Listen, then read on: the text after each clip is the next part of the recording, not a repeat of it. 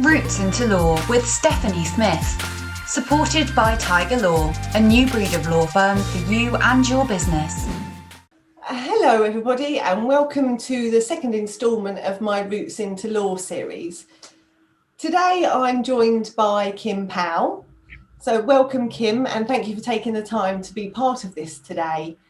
Please can you introduce yourself and tell me exactly what it is that you're here to talk about? Okay, so I work for an apprenticeship training provider called Damar Training. I'm an account manager for them. So I work with law firms all over the UK to help them deliver an effective apprenticeship programme. Lovely, thank you. And so could you explain what it means to be a legal apprentice? Okay, so an apprentice is somebody who works in a law firm or any firm basically, and is undertaking some on-the-job training. So they're working, they're getting paid, but they're also learning and gaining qualifications. Right, okay. And so who can become a legal apprentice? So you need to be employed, because an apprenticeship is an employer-led programme. So you couldn't, for example, just decide to do an apprenticeship and pay for it yourself. So you need an employer, and obviously if it's a legal apprenticeship, you need to be within a legal firm. Right, okay. And so is there a minimum age that somebody can become an apprentice, or can anybody apply? No, anybody can apply. So obviously from 16, from leaving school, because you're obviously still in education, so it counts towards the staying in education part. So from 16 and up until whatever. I've signed up a 57-year-old paralegal who changed direction and wanted to gain some legal qualifications. So there's no age barrier at all. Excellent, because obviously people often, associate apprenticeships with younger people, I guess, or school leavers. So actually that's really interesting to know that, at any age, as long as you're supported by an employer. And also on the flip side of that is, of course, as you said, if people are finishing school and they want to continue education, but also, are keen to look to work as well, that's a really good option to them then, I guess, isn't it? Lovely. Okay, so if you're talking about the students coming out of school, let's focus on that kind of age range first. Is there any qualifications that they will need to become a legal apprentice? Ideally, we'd need them to have their GCSEs in maths and English, so a C or a grade 4 equivalent would be the minimum starting point, really. Okay, and so then what about if you've got what we would call a mature student? So, somebody who's been out of education for a few years or a number of years. What happens, is there an education requirement for those people? Yeah, I mean, within the apprenticeship at level 3, which is where you would start a legal qualification, if the student doesn't have the maths and English already at GCSE, then we embed functional skills at level 2. That's part of the apprenticeship. So they would study maths and English, which would get them to that level of GCSE. Okay, so I'm guessing then if they don't already have it, or if it's something that they wished to kind of re-explore perhaps, particularly if they haven't done anything for a few years, then there is still a starting point. So you mustn't even, you don't need to discount it really if you feel like you may not have what it is that you're looking for. Absolutely. Sometimes it's a great opportunity for people who didn't enjoy school and perhaps didn't do very well at school, gain those qualifications a bit later in life. Lovely. Okay, that's really interesting. And so do you feel that there are any particular skills that somebody might need if they're wishing to become a legal apprentice? Not really. As I said, legal apprentices can come straight from school. I think it's quite helpful in a law firm if you've had some sort of work experience, so if that's in hospitality or in retail, so you're used to dealing with people and some of the issues, that can happen in a law firm. And that, you can start an apprenticeship literally straight from school, college, and get straight cracked on, really. Right, okay. And could you please kind of give us an overview of the structure of studying law via the apprentice route? Okay, so there are 3 sort of apprenticeships that are available.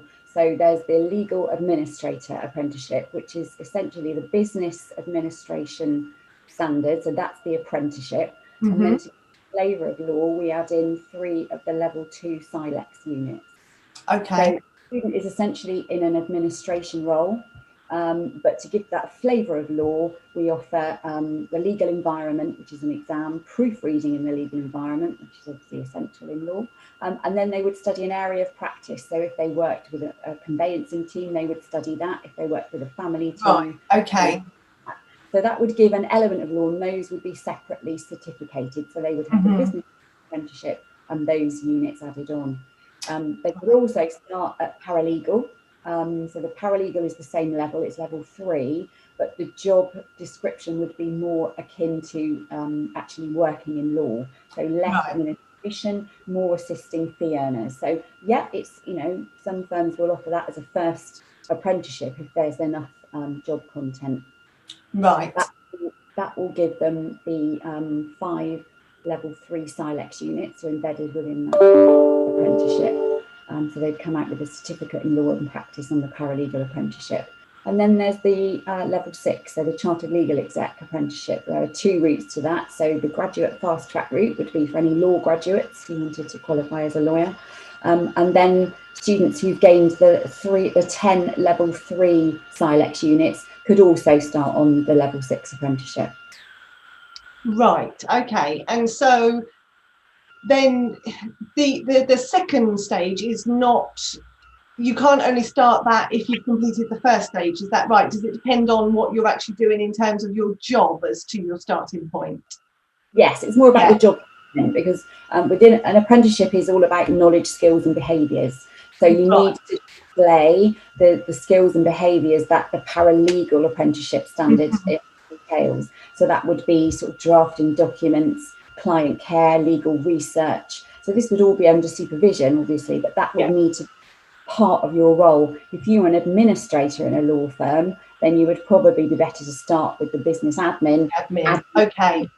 Yeah. Right. Okay. So if I think about back to when I started studying with Silex, I'd obviously worked as a legal secretary for a few years, specialising in family. So I could have joined at the second level, I guess, you know, step 2, if you like. Right. Okay. Is absolutely perfect for legal secretaries who, you know, legal secretaries don't just sit there and type anymore, do they? So, you know, we find, even though it's called a paralegal apprenticeship, and often that makes you think that it's, you know, it's a big fee earning role. Yeah. It is really for those developing legal secretaries who are just starting to get much more involved in law and assisting fee earners and drafting documents themselves, but obviously having close supervision. Okay, fine. And so then moving forward, in order to undertake stage 3, is stage 2 a prerequisite to that? Do you have to have done stage 2 and able to, you know, in order to do stage 3? Because that's obviously the level 3 stuff, isn't it? Stage 2. The level 3 apprenticeship, do you mean? Sorry. So you've got obviously the admin one, then you've got the level 3, and then you've got the level 6. So you have to have done level 3 first yes. You have to have either the 10 level 3 units, which are in the apprenticeship, or you come to that with a qualifying law degree. Fine, right, I understand. So if you've already got a law degree, then potentially you can just go straight on to level 6. Otherwise, you have to have completed level 3 via Silex. Exactly. Right, okay. And of course, you know, the benefit of that is that, you know, you have the support of your employer and, you know, the funding as well, which that's something I was never fortunate enough to receive. So, you know, if you are in a position where you can receive that support from your employer, then, you know, that would be really wonderful, wouldn't it? Yeah, absolutely. I think at level 6, it's lots of students say to me that also having the coach support is really helpful, because obviously when you're just studying through Silex and all you have is a login and a load of books, you know, it can be quite daunting, but you know, you have a skills coach who guides you through the whole process, so you've that you can ring, you know, meet, who will put you on the right path and help you with the portfolio at the end, and you know, just a person rather than, you know, a login.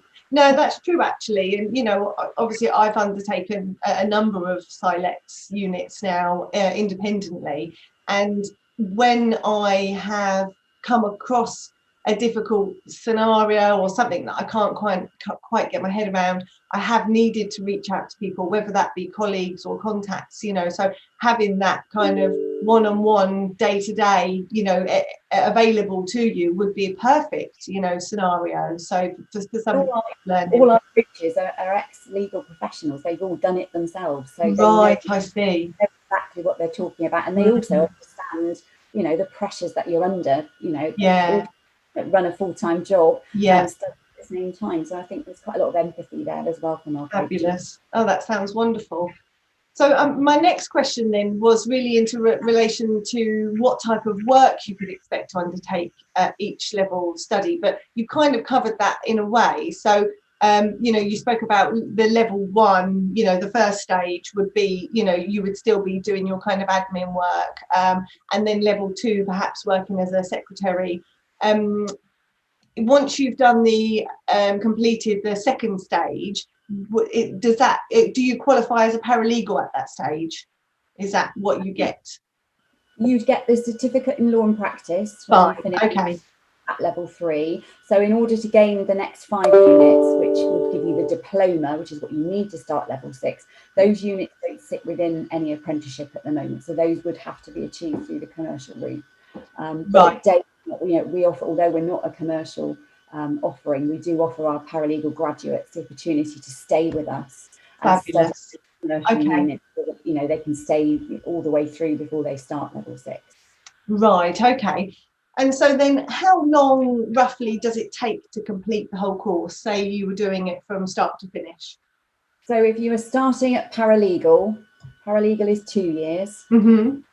Then it would take potentially 18 months to gain the next 5 units. And then with your 10 units, you'd have 4 years of level 6. Right, okay, which would, you know, sound about right. I mean, I know there was there's no time limit, I guess, on what you're doing, because that's the flexibility, isn't it, of this type of learning, is that it fits in with, you know, other things going on in your life. So that's nice. And so is it something that you can, if you needed to, you can kind of pick up and then kind of put down if you needed to, maybe have a break, or is it, you know, once you're on the program, you're you know, you follow the timeline? Once you're on the roller coaster, Steph, you don't get off. Can offer a break in learning, but that would only really be for maternity or you know, long-term illness problem. So yeah, embark on the apprenticeship, then you generally are taken on the journey. Fine, okay. I mean, that's in a way it's quite good, because it almost forces you to kind of, I mean, you know, I did take a break out from exams last Christmas because I went on a big holiday to New Zealand for 3 weeks. But that was the first time in 3.5 years I'd had a break from exams, although I did do my practice unit, so I was still technically studying. But I can imagine that having the kind of, you know, knowing that once you're in and that's it, it kind of forces you in a way to deal with it, you know, and to kind of crack on and get it done. So I've heard that some students take years and years because they'll do a unit and then they'll go, oh, I need a rest. Might not come back to it for another 6 months, and then they've missed the exam window, so that turns into another year. So yeah, it certainly focuses you and keeps you on track, I think, with the apprenticeship, because also you've got the coach who's making sure that you're kept on track, and obviously your employer as well. No, that's, you know, that is good as well. So actually that's really interesting. And so, as I was saying earlier, you know, people often interpret apprentice, you know, apprenticeship roles with younger people, which we know now isn't true. But when I have spoken to people, I've asked them if they've considered taking the apprentice route. Often a response that I'll receive is that they can't afford to take a pay cut. So are you able to give an idea of what people may expect to be paid in terms of, you know, whilst they're studying? Could they be expected to receive the same type of salary, or is the salary subsidised because they're studying? You know, are you able to provide any information about that? I think it very much depends on the firm. I mean, if you're already employed, so if you're a legal secretary and you want to undertake an apprenticeship, your salary shouldn't change. If you're somebody older who is looking at, you know, changing career completely, maybe, so moving from retail into law, Again, the starting salaries vary depending on the firm. Okay. The minimum sort of apprentice wage at the moment, I think it goes up in April, is £4.15 an hour. But it's quite rare that you'll get a firm who pay that little. They will look, current staff and how the apprentice role fits in with other salaries. So, we can recruit paralegal apprentices who are on 17 to 20,000, and that's the first job. So I think that's about right, isn't it? For, particularly in my area where I'm based in Kent. So that's what you might expect to pay. And it is quite broad ranging, from say an admin position up to a senior secretarial role, for example. So, okay, well that's reassuring, because as I said, that is something that, the feedback I've got when I've asked people before, there's often a misconception, particularly if they are older and they have a family, and, if they've got a mortgage to pay, it is a big concern for people. So that's reassuring. So thank you. I think especially in law as well, lots of firms like a more mature person because of the things that they're dealing with, if they're in a family team or so I definitely wouldn't let that put people off. No, that's true actually. And often if you've experienced things in life, that experience can be of benefit in this profession. So that's interesting.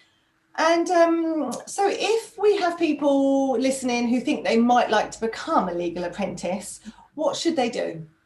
Okay, so if they're wanting to get a new role, obviously we recruit on behalf of law firms, so we will have advertised lots of legal opportunities all around the country, really. So if you log on to our website and look for our apprentice vacancies, they'll be on there to apply for. Okay. If you're somebody who's already working in a firm who wants to take up an apprentice opportunity, then I suppose you talk to your line manager and see if the firm will be supportive. Would be willing to do that. Okay, lovely.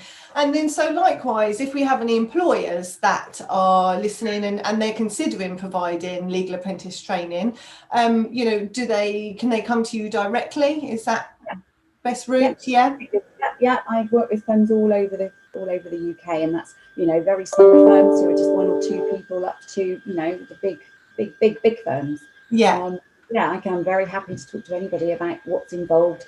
Obviously the employer's commitment, because it involves the employer committing to the apprenticeship, and what they can expect, how we deliver. But give me a call and I'll talk you through it. Fabulous. Thank you. It's been really interesting. And I know, from when we've spoken previously, that had I have known about this route, it's certainly something I would have looked into a bit more. So, I'm hoping that by sharing this information today, I can kind of spread the word, if you like, because it does sound like a very well structured, well supported route into law, and it opens up opportunities to all sorts of people, and often people who perhaps thought that or had never really thought of themselves entering the legal profession in that capacity. So that's fabulous. Thank you ever so much. And thank you for taking the time to join me today. It's been lovely. Nice to talk to you, Steph. Lovely. Thank you ever so much. Okay. Thank you for listening to this episode of Roots into Law with Stefanie Smith. Supported by Tiger Law, a new breed of law firm for you and your business. Find us on YouTube or wherever you normally listen to your podcasts, and be sure to click subscribe.